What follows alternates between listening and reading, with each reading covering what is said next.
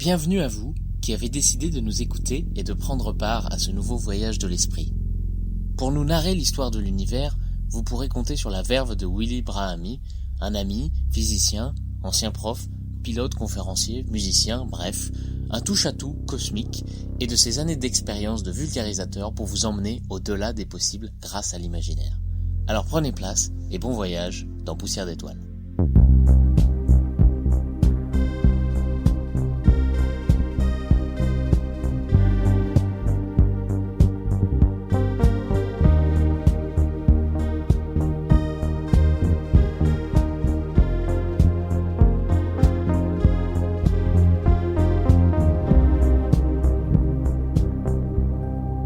Comme l'a dit Maxence, aujourd'hui on va parler de la lumière qui fait partie intégrante de ce qu'on avait commencé à observer la dernière fois, de la physique quantique.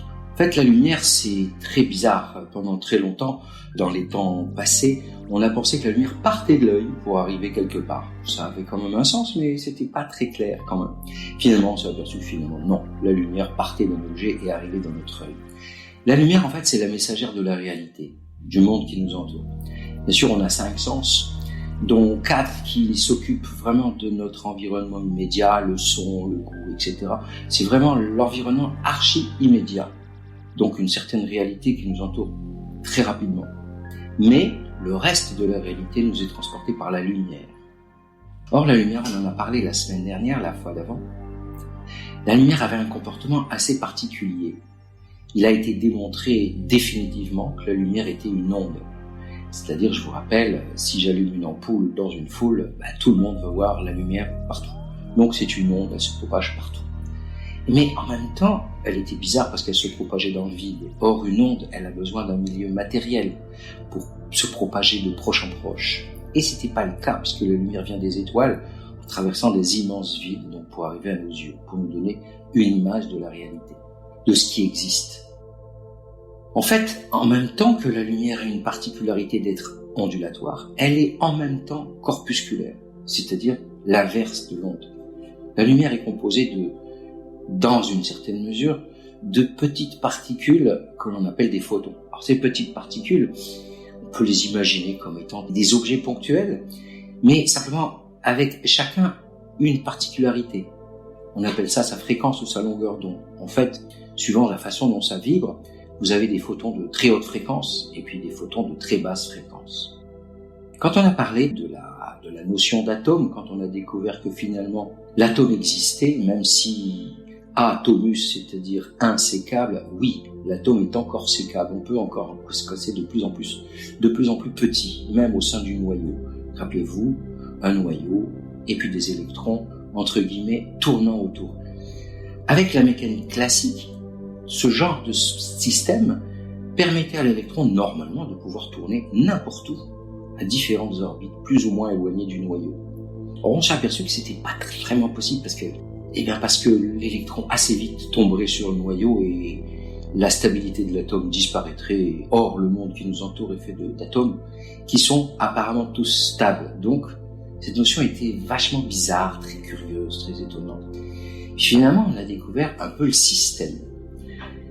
Prenons un atome le plus simple possible, c'est-à-dire l'atome d'hydrogène, un noyau, et puis très loin en comparant leurs dimensions, se trouvait un électron qui tournait tranquillement, plus ou moins autour, disons tranquillement, c'est vite dit. Il y avait une zone qui correspondait à une première orbite. Et là, l'atome était stable, tranquille. Si personne ne l'embêtait, il ne faisait rien. Il était dans son état fondamental. Par contre, dès qu'on l'énerve un peu, dès qu'on lui envoie un peu d'énergie, dès qu'on le chauffe par exemple, ou n'importe quoi, cet électron, il n'est pas bien sur son orbite, et il va passer sur une orbite, mais pas n'importe laquelle, une orbite qui lui est autorisée. Il va monter sur son orbite, mais manque de bol, il a horreur de cette orbite, et très vite il va redescendre sur son fondamental. Et au moment où il redescend sur son fondamental, il va envoyer justement un de ces petits grains de lumière qu'on appelle des photons.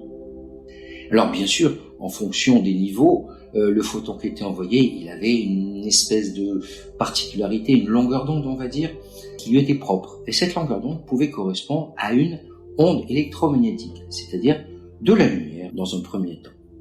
Mais si on apporte beaucoup plus d'énergie à cet atome, la première orbite ne lui suffit plus, la deuxième non plus, la troisième, eh ben oui, il va passer d'orbite en orbite. Mais à chaque fois, il s'y plaît pas. Et il doit redescendre vers son état fondamental. Mais peut-être en cascade, en descendant sur tous les niveaux intermédiaires, ou alors directement, et à chaque fois en envoyant un petit photon de lumière. Ce qui fait que si je me mets autour de l'atome d'hydrogène, par exemple, je vais le voir m'envoyer des rayons lumineux de différentes longueurs d'onde, mais parfaitement précises. Chaque atome enverra, en fonction de ses niveaux, la lumière qui lui correspond parfaitement. Ce qui fait que si je l'observe, je vais voir une espèce de code barre qui correspondra parfaitement à la définition de l'atome d'hydrogène. Les 92 atomes qui composent l'univers ont chacun leur spectre, on va dire, ou alors plutôt en visualisant leur code barre. Ce qui fait que c'est une méthode extrêmement simple pour déterminer à partir de la lumière que l'on observe la composition, l'atome qui l'a émis. Or, un atome tout seul, il va envoyer qu'un tout petit photon de rien du tout. Mais bon, une quantité gigantesque de milliards et de milliards d'atomes d'hydrogène vont envoyer une lumière perceptible dans notre monde. Alors, la chose qui est assez étonnante, que l'on observe depuis qu'on est tout petit, il suffit de se frotter les mains et de sentir que les mains se réchauffent. Eh bien, en se frottant les mains, qu'est-ce qui se passe ? Eh bien, on fait frotter nos atomes de la main droite sur les atomes de la main gauche, et puis ces atomes, ils vont s'énerver, ils vont recevoir un petit peu d'énergie, et ils vont donc pareillement sauter sur des orbites différentes, mais ils aiment pas, ils redescendent, et en envoyant une lumière, mais parfaitement invisible. C'est de l'infrarouge, mais c'est chaud. L'infrarouge n'est pas perceptible avec nos yeux, mais il est perceptible avec notre peau, disons que quand c'est chaud, c'est vrai. Eh bien, voilà, et depuis très longtemps, vous avez tous remarqué, même depuis des temps immémoriaux, quand l'homme a commencé à frotter une baguette de bois dur sur un morceau de bois, il s'est aperçu qu'en apportant ce frottement, cette chaleur, d'abord le bois chauffait, puis peu à peu, il commençait à émettre une lumière. En général, vous avez tous déjà vu des braises, ou alors quand vous allumez votre barbecue, eh bien, d'abord, le morceau de charbon de bois va commencer à chauffer très lentement, sans émettre de lumière visible. Puis peu à peu, plus la chaleur, plus l'énergie apportée est grande, plus il va commencer à émettre de la lumière. Alors d'abord un peu rougeâtre, puis de plus en plus rouge, puis de plus en plus orangé. Et finalement, pour arriver, lorsque c'est extrêmement chaud, en apportant beaucoup d'énergie, en soufflant dessus, ça peut carrément être du blanc. Donc une lumière blanche. Or, une lumière blanche, c'est composé d'une infinité de couleurs, donc du rouge au bleu, au violet, en passant par toutes les couleurs. Donc l'ensemble de ces couleurs, ça donne du blanc. En fait, le morceau de charbon de bois, en rougissant au début, et en émettant de plus en plus de lumière parce qu'il est de plus en plus chaud, parce qu'il reçoit de plus en plus d'énergie, il va envoyer une somme de lumière, et la somme de ces lumières va nous donner du blanc. Vous avez peut-être aussi déjà vu, bien sûr, le soir, les lampadaires s'allumer. En général, à l'intérieur de l'ampoule, il y a une vapeur de sodium. C'est du sodium que l'on a chauffé, on l'a vaporisé, on l'a enfermé dans une ampoule. Et en l'excitant, par des décharges électriques, ou par une tension électrique, ou par... Bon, bien sûr, on va pas le frotter, parce que ça sert à rien, mais il faut quand même apporter une certaine énergie. Et vous allez voir que ces lampes au sodium vont envoyer une lumière un peu jaune-orangée. Et si vous regardez ça à travers un prisme, vous allez voir le code barre, disons les niveaux d'énergie, les autorisations possibles pour l'électron pour sauter d'orbite en orbite. Et ces lumières vont donner un magnifique orange. Donc en réalité, voilà d'où vient la lumière. C'est une excitation, c'est un énervement, c'est un apport d'énergie de plein de façons différentes à de la matière. Et la matière, elle va émettre de la lumière. Mais pas seulement émettre. Elle est capable aussi de diffuser ou de réfléchir. Alors par exemple, la réflexion, si vous envoyez un rayon lumineux sur un miroir, avec un rayon, disons, bien dirigé vers le miroir, eh bien le rayon est réfléchi, exactement de la même manière, disons, dont il est arrivé, c'est-à-dire en faisant un angle bien particulier. Donc ça, c'est une réflexion sur l'eau, sur les matières métalliques, sur les miroirs, etc.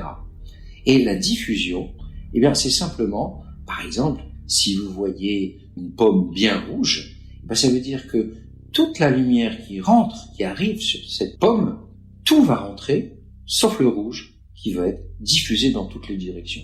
Toutes les personnes verront la pomme rouge. Parce que la première couche superficielle de la pomme, des atomes et des molécules qui composent la pomme, va être capable de récupérer le rouge pour le diffuser dans toutes les directions. Un autre exemple de diffusion, c'est par exemple, on va quand même faire un petit voyage, ça va être très marrant. Rappelez-vous la naissance des étoiles. La naissance des étoiles, eh bien c'est un immense nuage de gaz, en général d'hydrogène et d'hélium, plus qu'une petite quantité d'autres atomes, n'importe lesquels, de l'oxygène, du fer, du magnésium, de l'azote, etc. Mais en faible quantité quand même. Imaginons donc l'effondrement de ce nuage qui, sous sa propre gravitation, va s'effondrer. En s'effondrant, eh bien, il va se comprimer. C'est-à-dire que la pression au sein de ce nuage va être de plus en plus forte, puis de plus en plus forte, puis de plus en plus forte, pour finalement faire monter la température à des valeurs extrêmement élevées. On peut porter ça, pour donner un ordre d'idée, en plusieurs millions de degrés. Peu à peu, les atomes d'hydrogène, eh bien, perdent leurs électrons et ils vont se coller de plus en plus les uns aux autres. L'énergie est tellement forte que même les noyaux vont commencer à s'exciter, à monter sur leur propre état d'énergie, sur leurs propres orbites, on peut dire. Mais ils n'aiment pas, ils redescendent. Sauf que là, l'énergie est tellement immense qu'ils vont être capables de renvoyer de la lumière, mais invisible à nos yeux, mais qui est extrêmement nocif, extrêmement énergétique. Ce sont les rayons gamma et les rayons X, et les rayons ultraviolets. Alors, petite parenthèse, les ondes électromagnétiques, ce sont des ondes qui se transportent de proche en proche avec une caractéristique, leur longueur d'onde. Alors leur longueur d'onde se mesure en mètres. Par exemple, l'œil est capable de percevoir des ondes électromagnétiques entre 400 et 800 nanomètres, millionièmes de mètre. Donc c'est vraiment très petit. Mais nos yeux sont capables de les sentir. En dessous, vous avez des rayons ultraviolets. Aucune perception avec nos yeux, mais avec notre peau, oui, ça bronze. Puis de plus en plus fort, c'est pas bon. Plus la longueur d'onde diminue, plus les photons sont extrêmement violents et peuvent faire mal. Les ultraviolets, déjà, peuvent donner des cancers de la peau, par exemple. Puis, plus serré encore, vous avez les rayons X qui traversent tout et qui pulvérisent tout sur leur passage. Puis, en dernier, vous avez des rayons extrêmement violents qui sont les rayons gamma. Or, au moment de l'effondrement de cette étoile, ce sont les noyaux qui sont excités, qui vont émettre une lumière de l'ordre de, disons, des rayons X et des rayons gamma et des ultraviolets, qui sont extrêmement nocifs à la vie, à la conception, disons, à la complexification des choses. Puis peu à peu, ça se calme, et finalement, de la lumière visible est en train de se créer, si vous voulez, des atomes vont commencer à sauter d'énergie en énergie, en émettant maintenant des photons de la lumière visible, capable d'être visible à nos yeux. Et pendant ce voyage à l'intérieur du Soleil, la lumière met 1 million d'années à pouvoir s'en échapper, tellement la baston est gigantesque, tellement de l'absorption, la réémission, ça n'arrête pas. Un jour, la lumière sort. Et ce qui sort du Soleil, c'est de la lumière blanche, c'est-à-dire visible, de toutes les couleurs, des rayons plus violents qui sont les rayons ultraviolets et les rayons X et les rayons gamma, et ça se propage dans le vide interstellaire et pour arriver carrément sur la planète Terre.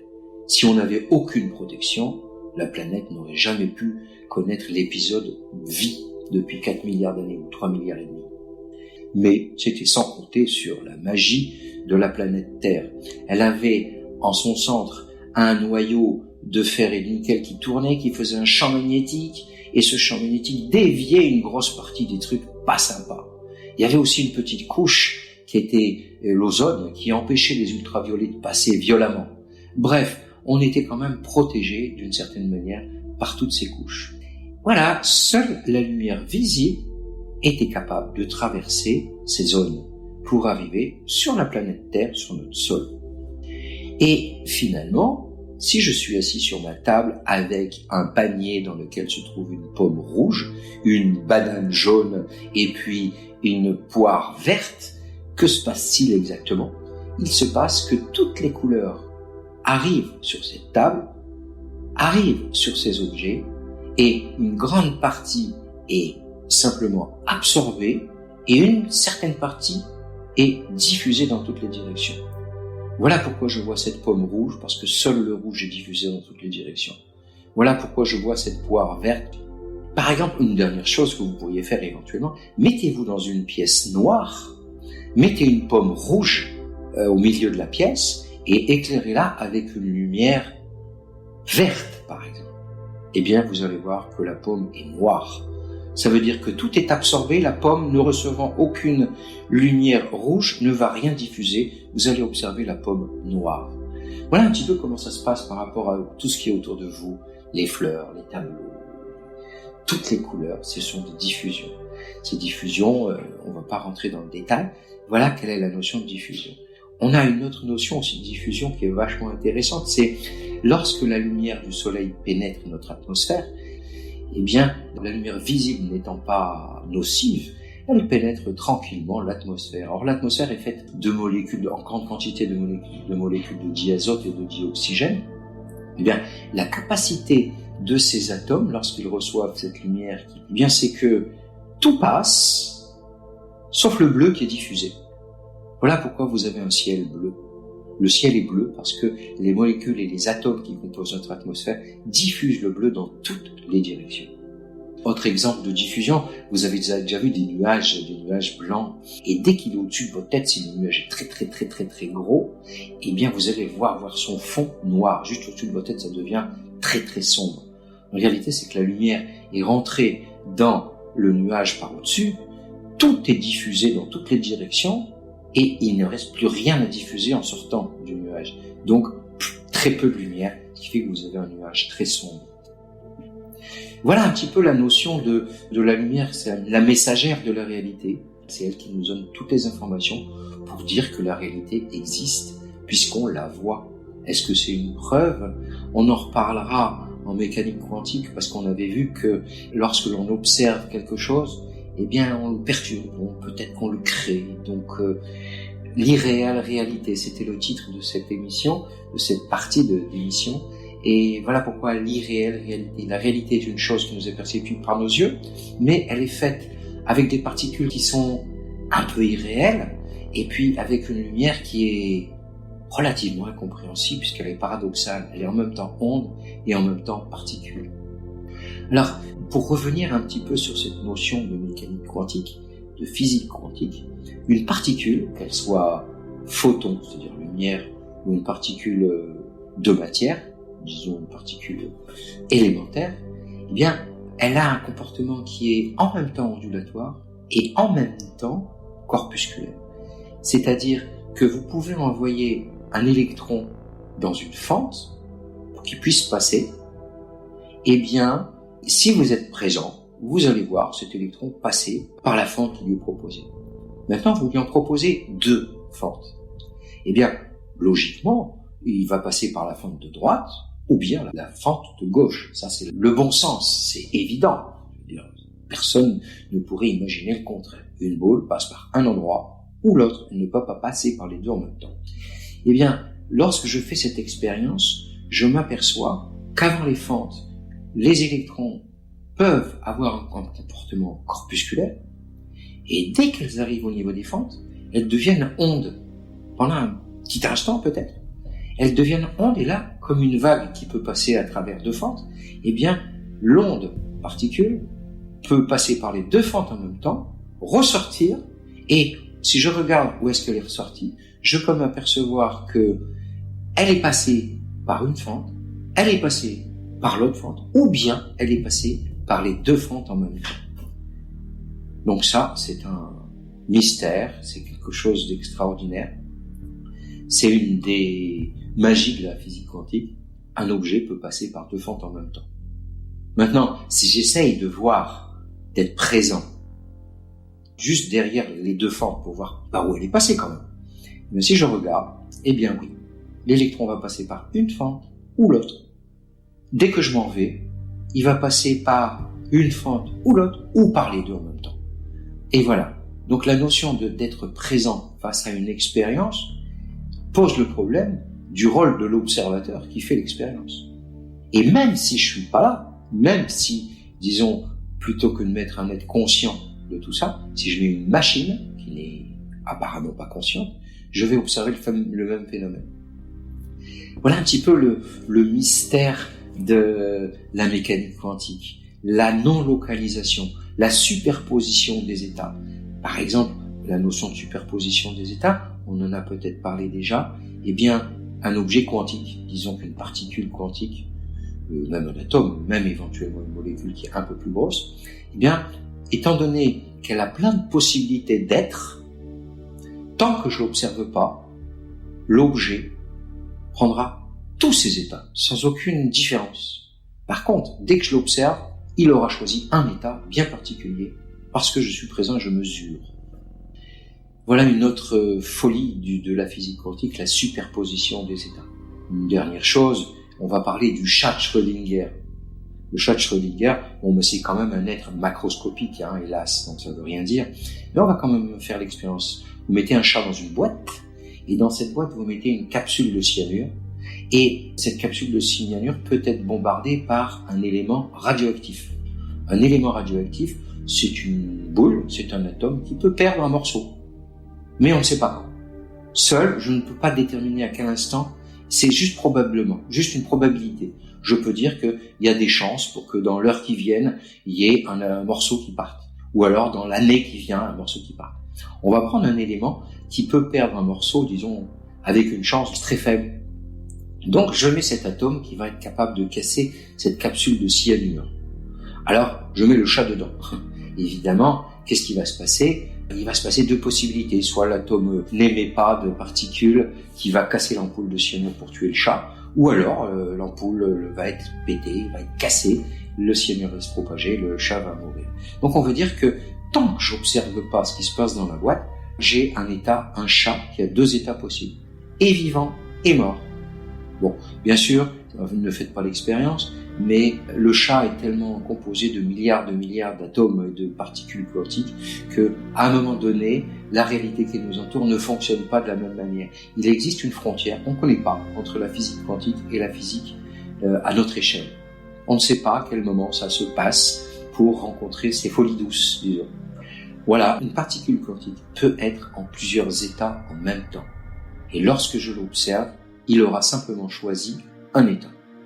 Je peux recommencer l'expérience, disons, avec une particule quantique qui peut prendre plein d'états. Donc voilà, tout n'est que probabilité, tout n'est que chance, tout n'est que hasard. Mais est-ce que le hasard n'est pas tout simplement la frontière de nos méprises et de notre connaissance ? Tant qu'on ne connaît pas au-delà, peut-être qu'on appelle ça le hasard. Il y a peut-être quelque chose d'autre plus tard.